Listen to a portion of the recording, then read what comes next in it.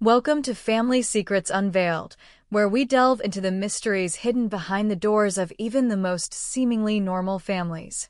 Today, we won't be talking about haunted houses or gruesome murders. The story we are about to explore is far more terrifying because it touches upon a primal and profound fear, the haunting of the past. Imagine a woman named Eliza, 32, living in a quiet suburb in Oregon. Her life seems perfect. She has a loving husband, David, and an adorable 5-year-old son named Leo. David is a successful architect, and Eliza is a talented artist who paints landscapes with strangely dark and somber tones, despite her life being full of light. Everyone just assumed she had an artistic eccentricity. But deep down, Eliza carried a secret she had buried since childhood, a pain she had tried to conceal for years. She grew up in a small, cold, and remote house in Vermont, where the only comfort she could find was in an old porcelain doll named Iris. This doll was not like the others. Its eyes, made of deep blue glass, seemed to have a strange life of their own, looking straight into her soul. Its dark red yarn hair was braided into 2 pigtails, always a little messy, and on its white porcelain face was a small crack, like a dried tear. Eliza was attached to Iris throughout her lonely years, considering it her only friend. Her mother would look at the doll with worry, while her father insisted it was just a lifeless toy. But for Eliza, Iris was her whole world. When Eliza was a teenager, a horrifying event occurred. One winter evening, during a heavy snowfall, her parents argued. Their screams were ear-piercing, followed by a terrifying silence. She ran downstairs and found her mother lying motionless on the floor, a spreading red stain on her dress. Her father stood there, with a blank expression, and in his hand was a kitchen knife. That scene was etched into her mind, a nightmare from which she could never escape. In a state of panic, she ran upstairs, grabbed the Iris doll, and fled the house, never to return. She went to live with her aunt, trying to rebuild her life, but the image always haunted her. Years passed, and Eliza found love with David, a man who helped her overcome her emotional wounds. She told him about her difficult childhood and her loneliness, but she never had the courage to tell him about that horrifying night or the Iris doll. She buried it in an old box in the basement, hoping that hiding those memories would help her escape the past. Everything changed on the first day of the new school year. Eliza took Leo to school, and his homeroom teacher came out to greet them. She was a young woman with dark red hair braided into 2 pigtails and a small birthmark just below her right eye, like a dried tear. The most terrifying thing, though, was her eyes. They were made of deep blue glass, with a strange look, exactly like the eyes of the Iris doll. Eliza felt a shiver run down her spine. She swallowed, trying to stay calm as the teacher introduced herself. Her name was Miss Isla. Eliza tried to dismiss the crazy thought that this woman was her doll, but the resemblance was too uncanny. She felt a rising sense of unease, a feeling that something terrible was about to happen. In the following days, Eliza couldn't stop thinking about Miss Isla. She started to notice the teacher's strange behaviors. Miss Isla seemed to have a special interest in Leo, her son. She often kept Leo after class for vague reasons, and Leo, who was usually an active and cheerful boy, began to become quiet and withdrawn. Eliza asked him if something was wrong, but Leo just shook his head, his eyes becoming frighteningly empty. One night, Eliza woke up from a nightmare. In her dream, she saw her mother lying on the floor, but instead of her father, the person standing there was Miss Isla. She smiled, her deep blue glass eyes gleaming hauntingly. When she woke up, she felt an unexplainable chill. She decided she had to find out more about Miss Isla. She sneaked into Miss Isla's office at school and rummaged through her personal papers. She found a resume, and when she read her real name, Isla Vance, her heart stopped. That last name, Vance, was her mother's maiden name. Eliza couldn't believe what she had just discovered. She began searching for old information about her parents and uncovered a shocking truth. Her father, a kind and quiet man, had not actually killed her mother. An old audio tape in her mother's diary revealed a terrible secret. Her mother was murdered by a young woman who had once been her friend, and that woman had a porcelain doll exactly like Eliza's Iris doll. Furthermore, this woman had disappeared right after the murder. Now, Eliza knew that Miss Isla was not just a coincidence. She was the woman who had murdered her mother, and for some reason, she had returned, with a new name and a single goal: her son. What she didn't know was why she was so obsessed with her, and why she wanted Leo. Eliza felt everything was crumbling around her. The peaceful life she had painstakingly built was now just a thin veil covering a dark abyss. Isla was right there in front of her. She had touched her son. Every time she saw Isla, she saw the image of that woman from her nightmare: the soulless eyes, the half-smile, and the crack on her face, which had now become a withered birthmark under Isla's eye. She couldn't tell David. He was a practical man. He would think she was making things up or hallucinating. She also couldn't go to the police. She had no evidence, only fragments of memories and a last-name coincidence she had just discovered. She had to act alone. Eliza began to follow Isla. She noticed Isla wasn't just interested in Leo, but also had a strange relationship with dolls. In the teacher's office, there was a large glass cabinet filled with porcelain dolls, all with red hair and deep blue eyes. But the most terrifying thing was a doll placed separately, in a small locked box, decorated with a black ribbon. There was a name carved on it: Iris. It was her doll. Eliza felt a shiver run down her spine. Why did Isla have it? Why was she keeping it so carefully? During her covert surveillance, Eliza discovered that Isla had a small house on the outskirts of town, a house that looked old and abandoned. The lights inside were never on, but sometimes she saw a faint light flickering from a second-story window. One night, she decided to sneak in. The house smelled of mold and dust, and in the living room, she found an old diary. That diary revealed horrifying secrets. The diary belonged to a woman named Lillian. Lillian was Isla's mother. She wrote about her life, her pain, and a woman who had taken everything from her: Sarah, Eliza's mother. Sarah had once been Lillian's best friend. They had shared every secret, but one day, Sarah betrayed Lillian, took the man Lillian loved, and stole the only chance she had for a happy life. Lillian wrote that Sarah had given birth to a daughter, a baby who looked exactly like a porcelain doll she had made for Sarah, with red hair and deep blue eyes. The doll's name was Iris. Lillian had spent years searching for Sarah, nurturing her hatred, and finally, she found Sarah and killed her. But the story didn't end there. The diary said that Lillian also had a daughter, Isla, who was raised in the shadow of revenge. Lillian had taught her daughter how to make porcelain dolls, how to make them perfect, like a miniature version of Sarah. And now, Isla had returned to complete her mother's plan. She didn't just want revenge, she wanted to reclaim what was lost: a family, a son, and a normal life. And she believed the only way to get that was to take everything from Eliza. Reading this, Eliza felt a shock. She had been fooled. She wasn't dealing with a crazy killer. She was a victim of a vengeful curse passed down through generations. But that didn't make her actions any better. On the contrary, it made it even more terrifying. Isla was obsessed, driven by a past she never truly experienced, a past passed down through dark diary pages.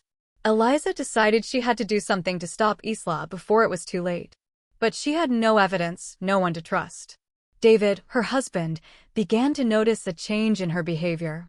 He asked her what was wrong, but she just shook her head. He thought she was being haunted by her old nightmares again, and he made an appointment for her with a therapist. Eliza knew she couldn't continue to deceive him, but she also knew she couldn't tell him the truth. When Eliza returned home, she saw a strange car parked in front of the house. When she walked in, she saw David talking to an elderly woman with gray hair and an old shawl. The woman looked at Eliza with a sad and worried expression. She introduced herself as Sylvia, her aunt. Sylvia had lost contact with her for many years. She said she had found an old diary of Eliza's mother while cleaning out her house. The diary told the story of her life, about a friend named Lillian, and about a porcelain doll she had made for Eliza. Sylvia said her mother had tried to protect her from Lillian, who was obsessed with revenge.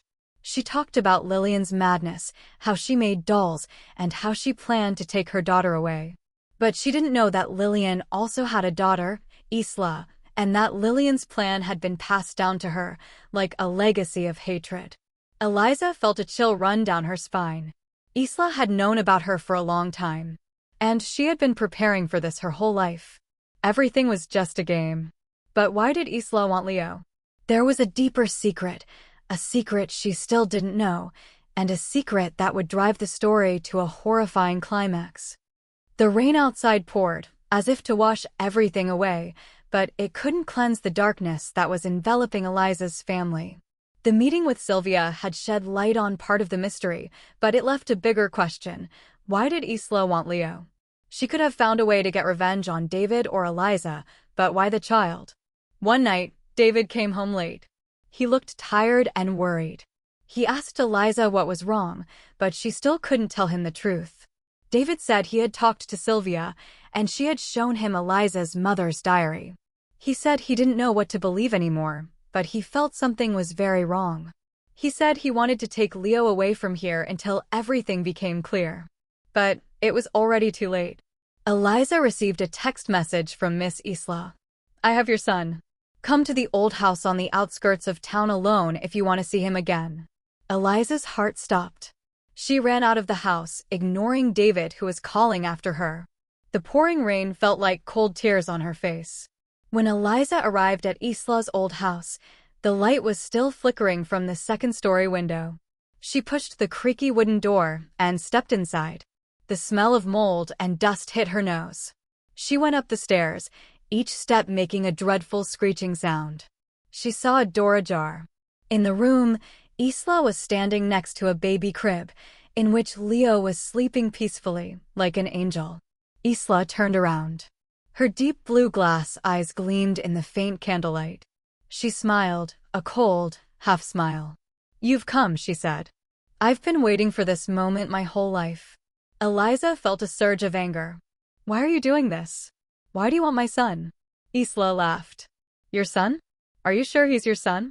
Eliza was confused. "What are you talking about?" Isla extended her hand, pointing to the crib. "Look closely at him, Eliza. Look at his eyes. They're exactly like the eyes of the Iris doll." Eliza looked into the crib. Leo was sleeping. His eyes were closed. But on his face, right below his right eye, there was a small birthmark, exactly like Isla's. Eliza felt a shiver run down her spine. Isla continued, her voice a whisper as if telling a scary fairy tale. "My mother, Lillian, was obsessed with getting revenge on your mother. She had a plan to take your mother's child, but she died before she could carry out the plan. Then I was born. My mother raised me in an environment filled with hatred, and she taught me that I had to take your child, the child she believed was the one she had with the man she loved. But I found a horrifying truth." Isla pointed to a photo of Eliza's parents. "Your father is not your biological father. He married your mother after she had a child with another man. And that man is my father." Eliza felt a shock. She couldn't believe what she had just heard. "My mother once told me that I had to take your child to fulfill the curse. But I found the truth.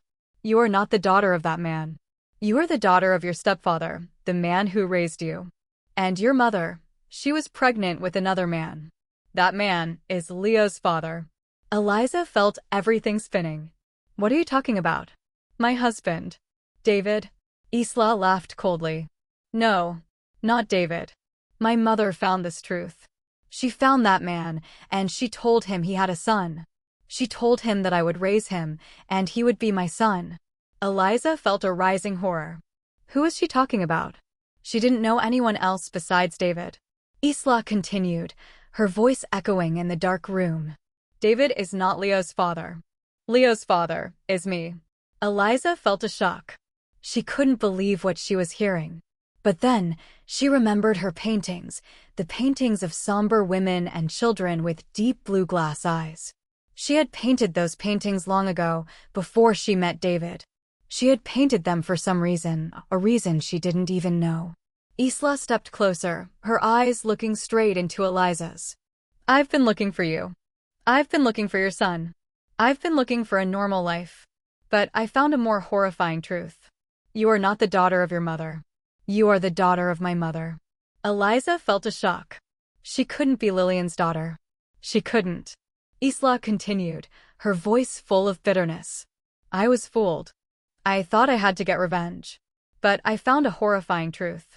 My father, the man who took my mother's child, is not the man who took your mother's child. Your father is that man. My father had a daughter with your mother, and that daughter is you. Isla was fooled. She wasn't Lillian's daughter. She was the daughter of the man who had taken her mother's child. And Eliza, she was that woman. The room fell into a heavy silence, broken only by the sound of rain and Eliza's ragged breathing.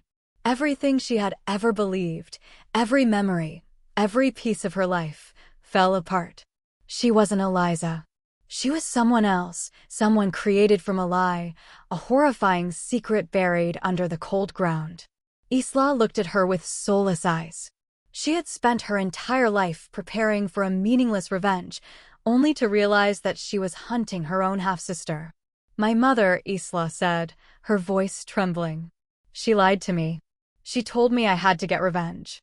But she didn't tell me that the enemy was the one who grew up with me, the one who played with the Iris doll, the one who lived in my pain. Eliza was speechless. She felt a terrible pain, a pain not only from being deceived, but also from the horrifying truth of her identity. She wasn't the daughter of the man she had called father. She wasn't the daughter of the woman who had raised her. She was a doll, a perfect replica, a replacement for something that was lost. My mother found a young woman who had abandoned a child, and she took that child in and raised it. That's you. She told me I had to take your child. But she didn't tell me that the child was the child she had taken from another woman. A woman who was obsessed with revenge and had decided she had to take the enemy's child. But she didn't know that that woman was pregnant with another man, and that child is Leo. Eliza looked at Isla. She had lived a life filled with hatred, only to realize that she wasn't the avenger, but the one being avenged. And she had been deceived. And now she was facing a horrifying truth. She had spent her whole life looking for a person, only to realize that person had been with her whole life, in the very doll she had treasured. I found your mother's diary, Isla said. She wrote about a horrifying secret. She wrote about a woman who had abandoned her child, and about how she had decided to raise that child.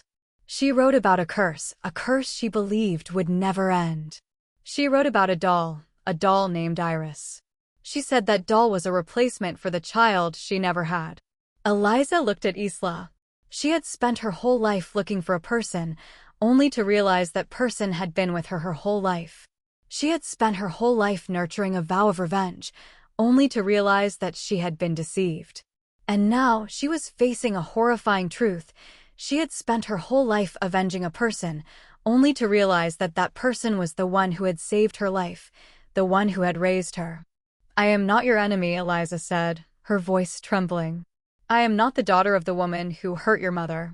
I am the daughter of the woman who saved your life. I am the daughter of your mother, Lillian. Isla was stunned. She couldn't believe what she was hearing. But then, she remembered the pages of her mother's diary, the pages that told of a horrifying secret. She had read about a woman who had abandoned her child, and about how she had decided to raise that child. She had read about a curse she believed would never end. Isla was fooled. She wasn't the daughter of the man she believed was her father. She was the daughter of her mother, Lillian. And Eliza, she was the one who had been raised by her mother. The two women looked at each other, their eyes full of tears. Everything had been revealed. Every secret had been uncovered. But the truth didn't make them feel relieved. On the contrary, it made them feel a terrible pain, a pain not only from being deceived, but also from the horrifying truth of their identities. Isla stepped closer and hugged Eliza. I'm sorry, she said, her voice choked with emotion. I was deceived. I spent my whole life avenging a person I didn't even know. I lived in a lie. Eliza hugged Isla back. She wasn't an enemy. She was her half-sister, who had lived in a lie her whole life. They had been separated by a horrifying secret, and now they were reunited by a painful truth. This story isn't just a story about family secrets. It's a story about the power of the past, about how lies can destroy the lives of innocent people. It's a reminder that sometimes the truth is even more terrifying than the secrets we've tried to hide.